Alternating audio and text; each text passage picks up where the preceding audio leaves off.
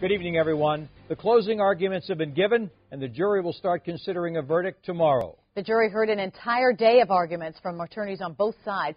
Jackson died from an overdose of the surgical anesthetic propofol. The jurors will have to decide if Dr. Murray is guilty of involuntary manslaughter in Jackson's death. Jen joins us now with more on what the lawyers said to the jury. Jen?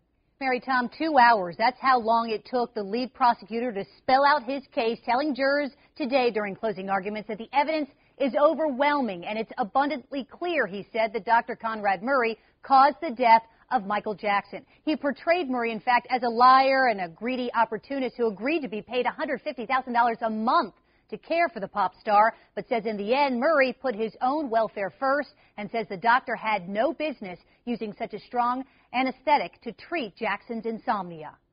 The doctor has an obligation, a solemn obligation, to first do no harm to their patient. Conrad Murray violated that sacred trust each and every day.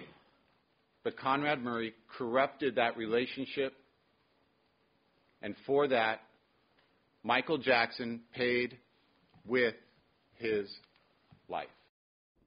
Dr. Murray's lawyer, Ed Chernoff, responded by telling jurors his client is a victim of Jackson's celebrity, insisting had it been anyone else but Jackson, his client would never have even been charged, and he told the jury there's been no proof a crime was committed.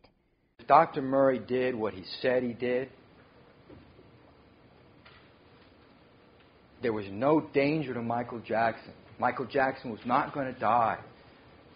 And it doesn't matter whether you leave the room and you go outside and play basketball, or you leave the house, or you make phone calls. It doesn't matter. Dr. Murray did not kill Michael Jackson. Chernoff has argued Jackson self-administered the fatal overdose of drug in a desperate search for sleep without Murray knowing.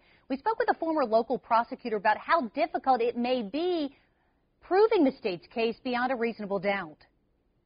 In a case such as this one, where you have to show not just negligence, because if it was just negligence, it would be a civil case, but they have to show gross negligence, recklessness, a reckless disregard for the law rising to the level of a crime. You weigh that against reasonable doubt, and certainly the state has some things to do before it can convince this jury that they should convict this man of a crime. Murray could receive a minimum sentence of probation or a maximum sentence of 4 years. He would be unlikely, though, to serve that much time, however, because of jail overcrowding.